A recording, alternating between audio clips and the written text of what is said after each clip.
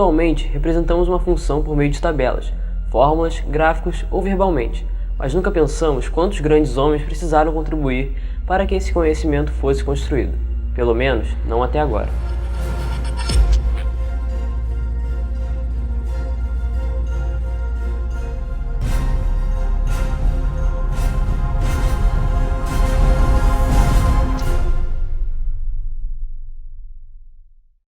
Na antiguidade, o homem precisava controlar os objetos e os animais.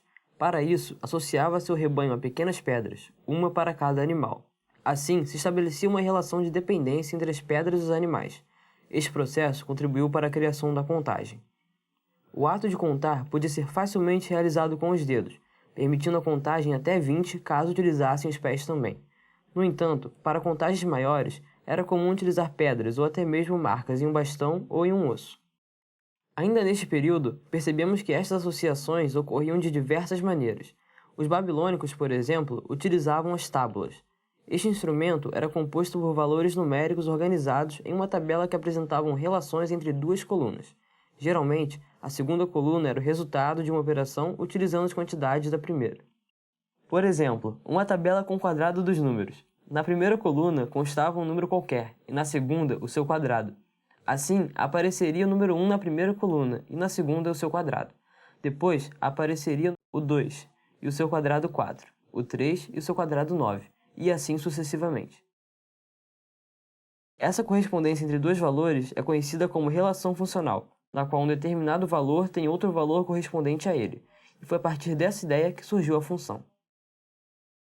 No século II, a ideia de função também aparece na obra Almagesto do matemático grego Cláudio Ptolomeu. Em seu trabalho, desenvolveu tabelas trigonométricas para serem utilizadas na astronomia. As ideias sobre o conceito são encontradas também nas obras de matemáticos gregos Apolônio de Perga e Arquimedes. Embora os trabalhos dos dois fossem mais voltados para a geometria, percebemos que uma noção intuitiva de função já aparece.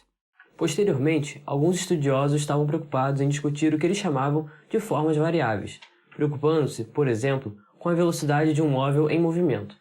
Pesquisadores do Merton College, da Universidade de Oxford, obtiveram o chamado Teorema do Valor Médio, de uma forma variável. Esse teorema surgiu de métodos para determinar a velocidade e distância percorrida por um corpo com aceleração uniforme.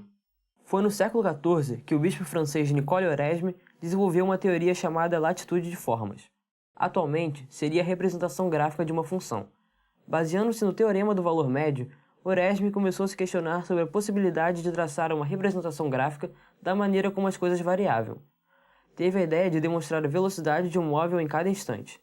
Para isso, traçou uma reta horizontal e graduou intervalos de tempo que ele chamou de longitudes, e para cada longitude ergueu uma perpendicular denominada de latitude, cujo comprimento representava a velocidade naquele instante. Seu interesse consistia na área formada por tais perpendiculares, contando que ela era igual à distância percorrida pelo móvel. A longitude seria hoje a nossa abscissa e a latitude seria a ordenada, ou seja, os valores de x e y respectivamente. No entanto, a notação que é adotada na matemática moderna é muito diferente da que se utilizava antigamente. Aliás, muitas outras coisas mudaram quando se fala sobre o conceito de função. O que perdurou foram os fundamentos que propiciaram o desenvolvimento do conceito, a contagem, a representação gráfica e, principalmente, a chamada relação funcional.